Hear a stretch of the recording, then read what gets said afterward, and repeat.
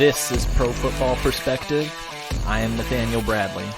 Whether you're at home, work, the gym, in your car, or wherever you are, thanks for taking time out of your day to spend here. Pro Football Perspective is available on Apple Podcasts, Spotify, Amazon Music, and YouTube. And of course, be sure to follow on Instagram at Pro Football Perspective.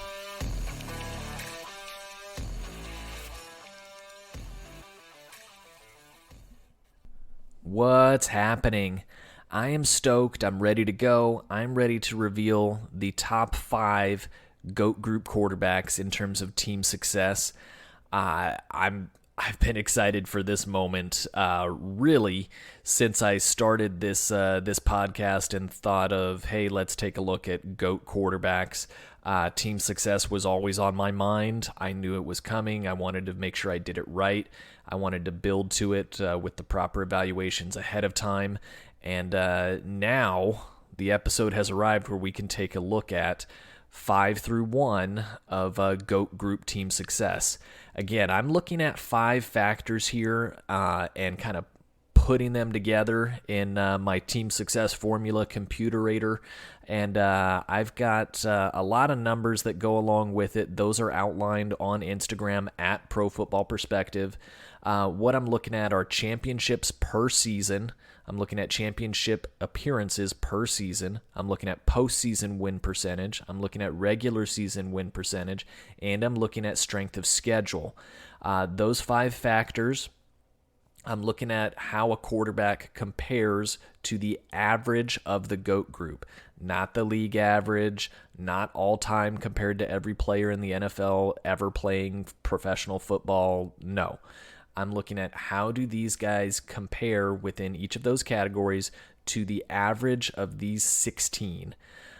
So far, we've looked at the first 11, and as follows here: Kurt Warner, Sammy Baugh, Dan Marino, Brett Favre, Steve Young, Roger Staubach, Aaron Rodgers, Joe Montana, Drew Brees, Terry Bradshaw, and John Elway. Those of you that have been listening to Pro Football Perspective or following on Instagram know that there are 16 quarterbacks in my GOAT group, and that the 5 remaining quarterbacks are not a giant mystery. In alphabetical order, you've got Tom Brady, Otto Graham, Peyton Manning, Bart Starr, and Johnny Unitas. Those are the 5 remaining. I'm going to reveal them in order of their team success ranking and score. And I'm going to get to that, in about, we'll call it 10 seconds here. Just be sure you look at Instagram at Pro Football Perspective to follow along there. It makes it a little bit easier to handle the numbers and the figures. But without further ado, let's get to it. Number 5 in our GOAT group in terms of overall team success is Peyton Manning. So Manning comes in with the second most difficult schedule among the GOAT group, a regular season strength of schedule of .412. And he actually handled that quite well. Regular season win percentage of .702 puts him right at number 5 in the GOAT group. So off the bat, there are 2 strong categories. His worst category, of course, is his postseason win percentage at .519. A lot of one-and-dones there, not enough wins to string together a better win percentage there. That's 13th in the GOAT group. Championship appearances per season at .235 is 10th in the GOAT group. And Manning's championships per season were .118. That's 11th in the GOAT group. So Manning coming in with number 5 in overall team success, of course split between the Colts and the Broncos there. But giving you essentially the, out of the GOAT group, 5th best chances if you're looking at Manning's teams over the season of having a good season top to bottom there, year in and year out. Manning's teams were very good, number 5 in overall team success. Number 4 in overall team success is none other than Tom Brady. Again, I'm sure there's some head scratching going on out there. Let's get to it. Let's go through it. Regular season strength of schedule, negative .167. That's 7th among the GOAT group. Regular season win percentage of 769. That's second among the GOAT group. Two solid figures there. Obviously, the regular season win percentage is so high. 769 win percentage. That's incredible, especially given today's modern game and how competitive and parity it is. Postseason win percentage, 745. That's number 4 in the GOAT group. Championship appearances per season. This is absolutely incredible. 0.5. So he's tied for second with Roger Staubach, but he's played more than twice as many seasons as Roger Staubach. And he is in the championship game, or the Super Bowl, of course, every other year. That's just remarkable. And obviously it didn't make a huge difference from New England over to Tampa. He's always playing for the title, it seems like. Championships per season, 0.350. That's number 3 among the GOAT group. And much like Aaron Rodgers, when we discussed him on our last episode, Brady being active can still affect these numbers quite a bit. Now, each season he plays without appearing in a Super Bowl or winning a Super Bowl, those numbers are going to be affected and drop ever so slightly. And there are some folks out there that say, hey, he's got 7 Super Bowls, and that makes him number 1 in team success automatically. And that's fine. You know, you can view it that way. There's another quarterback that has 7 championships also, and he did it in half as many seasons as Brady. So you have to be careful which figures you want to pull from. They did play football prior to the Super Bowl existing. They had an NFL championship prior to that. They did play football prior to the year 2000 also. So I just want to throw those out there as caveats. This is not a knock on Brady. His teams have been astronomically incredible during the modern era. Coming in at number 4 is in overall team success is Tom Brady. Now moving on to number 3 in overall team success within the GOAT group is Johnny Unitas. Regular season strength of schedule for Johnny Unitas was the 3rd most difficult among the GOAT group at 0.388. His regular season win percentage at 652 ranked him number 9 in the GOAT group.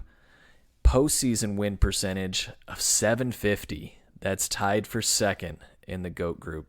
Just an awesome postseason win percentage for him.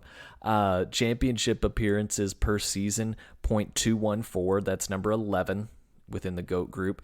And then championships per season at 0.214, number 7 in the GOAT group.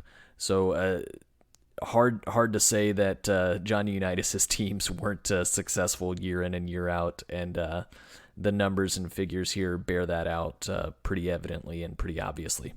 Johnny Unitas coming in at number 3 in overall team success.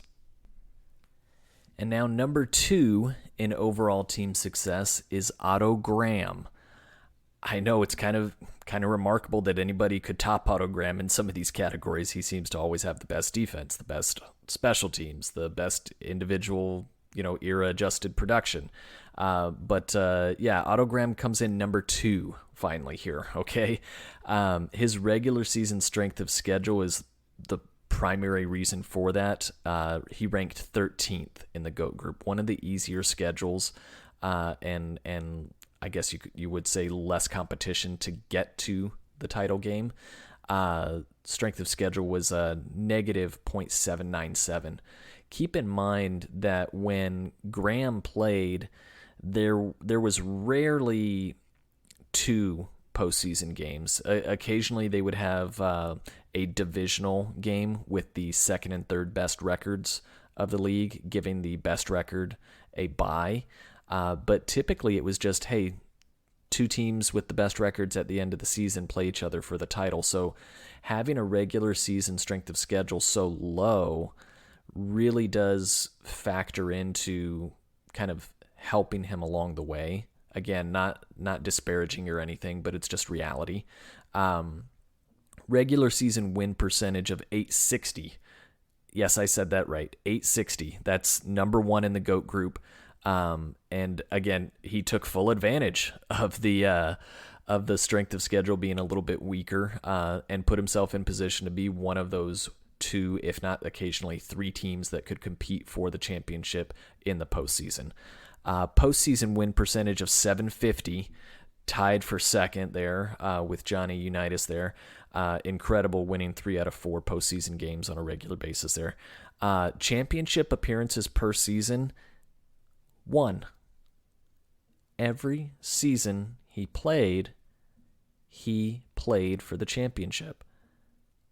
It's just incredible. If you've got Otto Graham on your team, you're playing for the championship every year. Just remarkable, really. Thinking of that in today's terms it's impossible.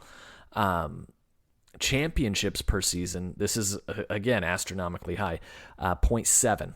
Okay, so almost 3 out of 4. He played 10 seasons. He won 7 titles. Let me say that again. He played 10 seasons and won 7 titles.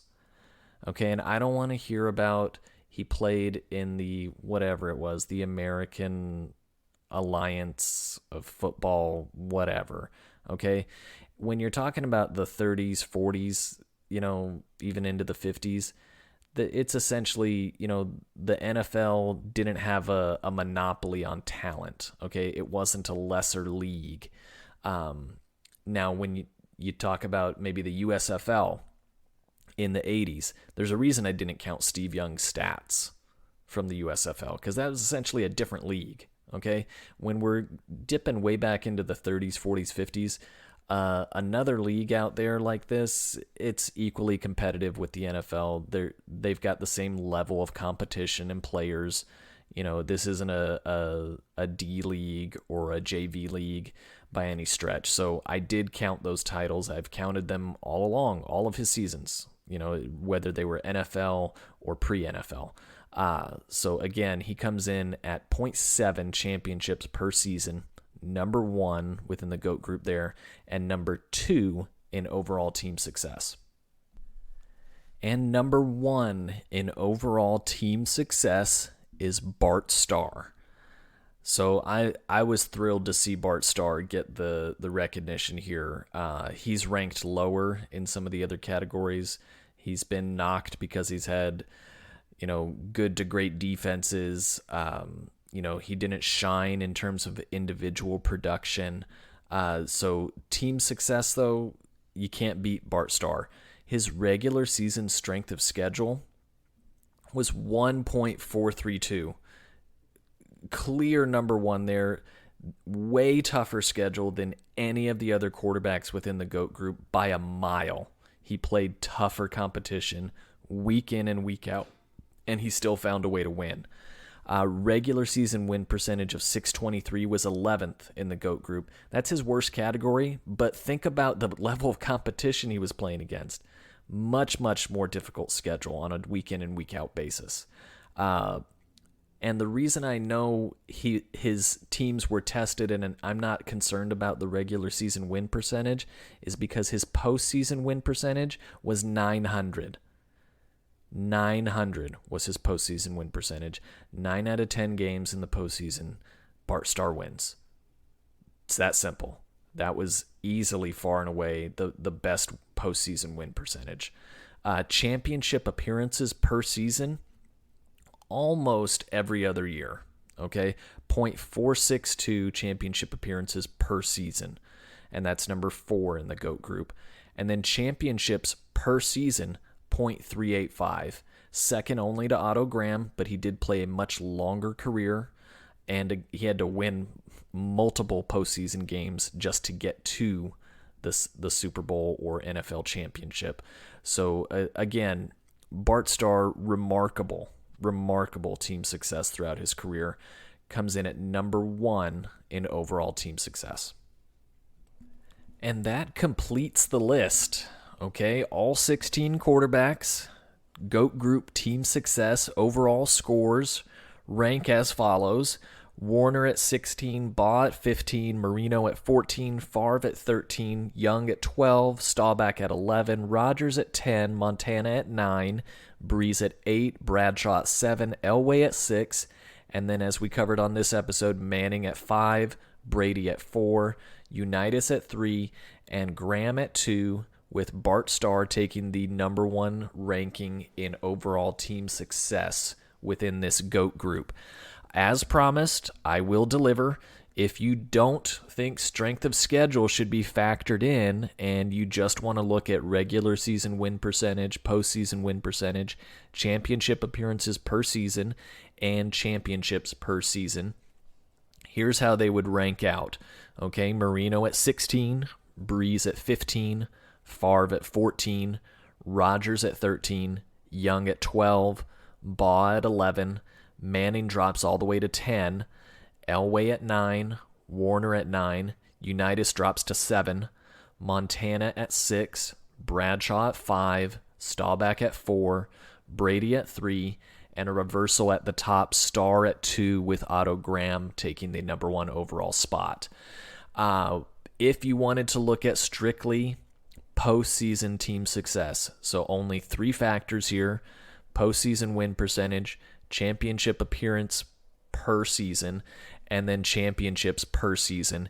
Here's how they would shake out. You've got Marino at 16, Breeze at 15, Rodgers at 14, Favre at 13, Young at 12, Manning at 11, Baugh at 10, Elway at 9, Unitas at 8, Warner at 7, Montana at 6, Bradshaw at 5, Staubach at 4, Brady at 3, Starr at 2 again, and Graham at 1 again. So the way this boils down is either Bart Starr or Otto Graham takes the top spot and takes the second spot. You can flip-flop them or score this however you want. If you want to look at just postseason, you got Graham and Starr at the top. Just you reverse the order if you look at all of the factors. That's all. A lot to digest there. A lot for people to be mad about. A lot for people to be thrilled about. Like I said, this is an evaluation of team success as a whole, and the way I'm viewing it, the way I evaluated it, is how likely are you to have success as a team given a level playing field on any given season when one of these quarterbacks played 7 games or more. Okay, I get it. There's a lot of qualifiers there.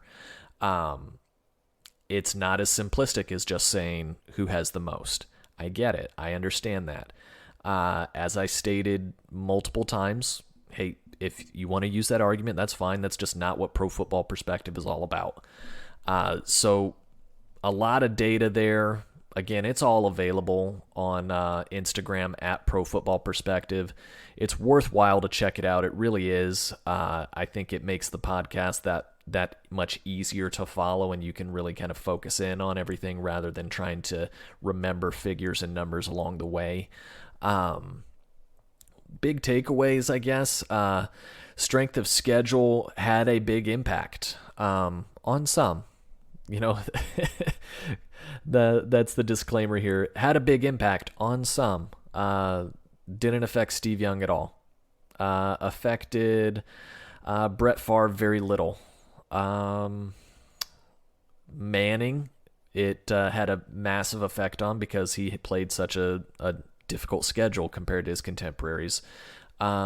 He dropped way down. If you don't give him the benefit of having a harder schedule in the scoring, he drops down. Same with Unitas, although not to the same degree as Manning. But then a guy like Bart Starr, who had the most difficult strength of schedule, if you don't factor that in, he still ranks second instead of first. So, it's just a matter of, I guess, how great of a degree it might have impacted a particular player, how much of their overall team success score was riding on that strength of schedule factor. So for Manning, it was a lot. For Unitas, it was a lot. For somebody like Young, not so much. Favre, not so much. Starr, not so much. Postseason differential, that was really big for Kurt Warner. I guess the strength of schedule was big for Kurt Warner too. He was at the bottom, and then if you don't factor in strength of schedule, he jumps all the way up to number 8. And then if you're looking at just postseason, he jumps up to number 7. So, one of those guys where, hey, maybe he didn't make it to the playoffs as often, and didn't have the strongest teams during the regular season. But once he got into the tournament, he did damage. Just interesting kind of looking at these factors and the way that you can view these quarterbacks. I, again, encourage anybody that wants to kind of take a look at these formulas and metrics and evaluations that I've done, and you kind of use those going forward, whether it's looking at these individual quarterbacks that I've looked at, factor that into your own arguments and discussions going forward, or if you want to use it toward current players. Hey, you want to take a look at team success for different quarterbacks like Russell Wilson versus Patrick Mahomes. You can take a look at quarterbacks and really figure out, hey, are they benefiting from strength of schedule? What's their postseason look like? What kind of championships per season are they really kind of generating? It's I think a better way, more realistic way of viewing a quarterback. Again, these numbers could change with Rodgers and Brady this upcoming season. So that's why I wanted to complete this before the season started. So real pleasure here kind of going over team success. And we've got more to come, though, in the GOAT Group series here. There isn't much left, but there are 2 metrics remaining here. I'll give you the reveal now. Okay, we've gone through enough of these where it might be getting to the point where you're like, when is he going to end this? When is there a final answer? So the next metric and series that I'm going to be looking at within the GOAT Group quarterbacks will be longevity/durability. Okay? For those of you out there that have been wondering, when is Tom Brady going to be at the top of one of my lists? Spoiler alert, I'm thinking he's going to be at the top of that list, okay? Again, next metric is going to be longevity and durability for all 16 of these quarterbacks. I've got actually a really good way to measure it, and I will explain that in our next episode. And the final metric that we'll be looking at following longevity and durability will be playoff performance, okay? Postseason performance. I'll title that later, title TBD. But those are the only 2 metrics remaining. Next up, longevity and durability, and then following that will be the playoffs. At the end of all of this, there is going to be a GOAT, as in singular. I don't know who it is yet. I still don't know. And if one of you knows, I'd be thrilled if you could share it with me. But I doubt you know either, because you're not in front of my laptop and working on my spreadsheets with me. So that is still to be determined. But those are the last 2 metrics we're going to be looking at, longevity and durability, and then the playoffs. So stay tuned. Those are coming at you before you know it. Thanks again for joining Pro Football Perspective. As I mentioned on our next episode, we'll be diving into the longevity and durability of the GOAT Group quarterbacks. So stay tuned, looking for that coming soon. Pro Football Perspective is available on Apple Podcasts, Spotify, Amazon Music, YouTube, and be sure to follow along on Instagram at Pro Football Perspective. I'm Nathaniel Bradley. Deuces.